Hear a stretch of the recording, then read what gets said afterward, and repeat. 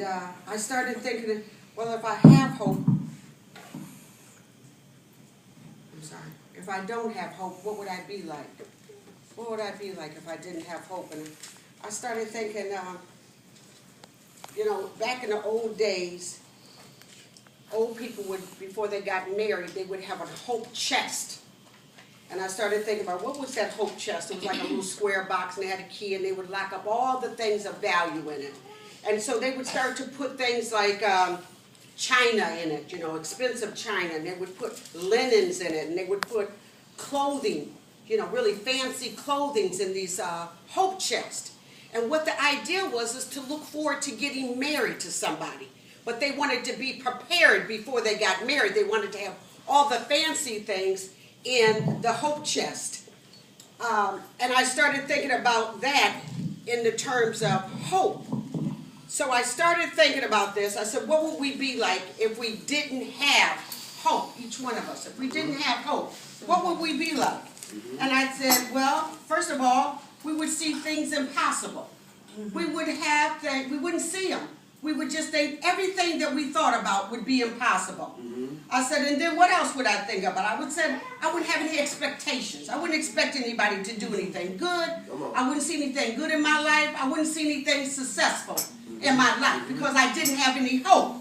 Then I started thinking, well, if I didn't have anything good or successful in my life, that means I don't have any accomplishments. I don't have anything to pass down to somebody because I never had hope.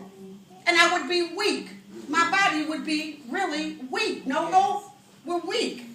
I said I wouldn't have anything to look forward to. I would be in a state of despair. And if you're in a state of despair, that means you're voided. That means there's nothing in, it's just an empty shell. Gosh, I wouldn't want to be voided. And then I said I would be withdrawn. I wouldn't be trying to have friendships and relationships with people.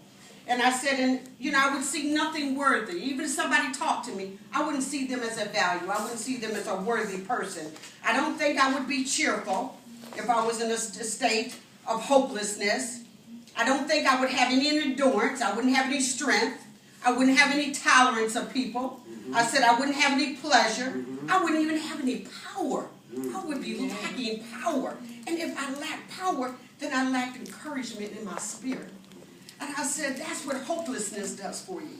Hopelessness doesn't give us anything to look for. We wouldn't be having that little chest that they did in the olden days. We wouldn't be saving things and trying to put something into something. When you put something into something, that means you're expecting to draw something back out of it. And so I started thinking about it. And I said, but hope, the word hope gives us something supernatural. It opens up things. Supernatural opens up things. So when God talks about hope, he says, I come to give you something supernatural that's going to open up something in your life. So I started thinking about that. In Isaiah 40:31, it says, but those who have hope in the Lord will renew their strength. Yes. So I don't have to worry about being feeble, don't I?